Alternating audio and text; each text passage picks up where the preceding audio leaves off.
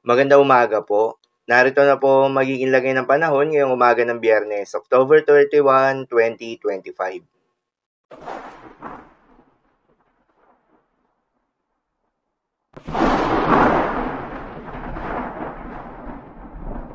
Sa kasalukuyan na tayong sa pag-asa, patuloy na umiiral itong Intertropical Convergence Zone o ITCZ o yung banggaan ng hangin mula Northern at Southern Hemisphere at nakakaapekto pa rin sa may Southern Luzon, Visayas at Mindanao.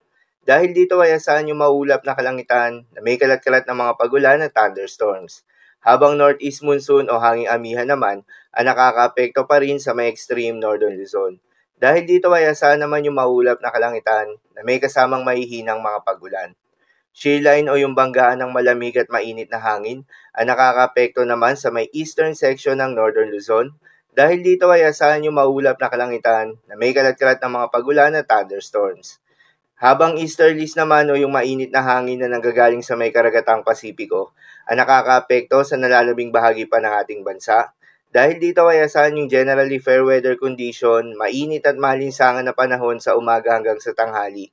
Ngunit pagsapit ng hapon o gabi ay asahan naman yung mataas na tsansa ng mga pagulan o thunderstorms. Samantala yung binabantayan na low pressure area sa labas ng Philippine Area of Responsibility ay mas tumaas pa yung tsansa o nasa medium chance na ito na maging sangganap na bagyo within the next 24 hours. At huli nga itong namataan sa layong 1,830 kilometers east ng southeastern Mindanao. Base sa datos ng pag-asa, inaasahan na papasok ng Philippine Area of Responsibility ito sa araw ng linggo bilang isang ganap na bagyo at bibigyan ito ng local name na Bagyong Tino. Ang ika-20 bagyo na papasok ng Philippine Area of Responsibility ngayong taon.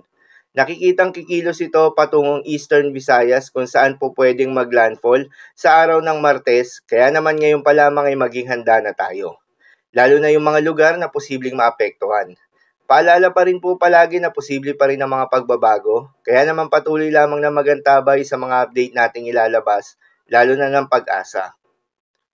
Para naman sa magiging lagay ng panahon ngayong araw ng Biyernes, dahil nga sa epekto nitong Intertropical Convergence Zone, asahan sa Metro Manila, Calabarzon, Mimaropa, Western Visayas, Negros Island Region, Zamboanga Peninsula, Barm, Misamis Occidental at Lanao del Norte.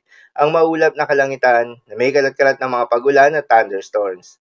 Habang sa Cagayan, Isabela at Aurora ay asahan naman yung maulap na kalangitan na may kalat-kalat ng mga pagulan at isolated thunderstorms na dulot ng shearline. Posible rin ng mga pagbaha o pagguho ng lupa due to moderate to at times heavy rains. Habang sa Batanes area ay asahan naman yung maulap na kalangitan na may kasama mga mahihinang pagulan na dulot ng northeast monsoon. Habang sa Bicol Region, nalalabing bahagi ng Visayas at nalalabing bahagi ng Mindanao ay asahan naman yung bahagyang maulap hanggang sa maulap na kalangitan na may kalat-kalat ng mga pagulan at thunderstorms na dulot ng ITCZ. Posible rin ang mga pagbaha o pagguho ng lupa during severe thunderstorms. At sa nalalabing bahagi pa nga ng Luzon ay asahan naman yung bahagyang maulap hanggang sa maulap na kalangitan na may kalat-kalat ng mga pagulan at thunderstorms na dulot ng mga localized thunderstorms. Posible rin ang mga pagbaha o pagguho ng lupa during severe thunderstorms. Madalas, nabobo ang mga thunderstorms na ito tuwing hapon o gabi na nagtatagal ng 1 hanggang 2 oras. Kaya naman ingat sa mga posibleng banta ng pagbaha at pagguho ng lupa, lalong-lalo na sa mga lugar na inuulan na noong mga nakaraang araw pa. Para naman sa magiging lagay ng mga dagat baybayin, ayon sa pag-asa ay wala tayong nakataas na gale warning sa anumang seaboards ng ating bansa, subalit pinag-iingat pa rin yung mga kababayan nating mangingisda. At yung may mga maliliit na sasakyang pandagat na papalaot, lalo na sa may northern seaboards ng Luzon, dahil inaasahan yung katamtaman hanggang sa malo na karagatan. Habang sa nalalabing seaboards ng ating bansa ay asahan naman yung banayad hanggang sa katamtaman ng mga pagalon, subalit iba yung pag-iingat pa rin, lalo na kung meron tayong offshore thunderstorms activity. Asahan yung paglakas ng hangin at kaakibat nito ay pagtaas rin ng mga pag-alon. So, lamang po para sa lagay ng panahon ngayong araw ng Biyernes. Keep safe everyone.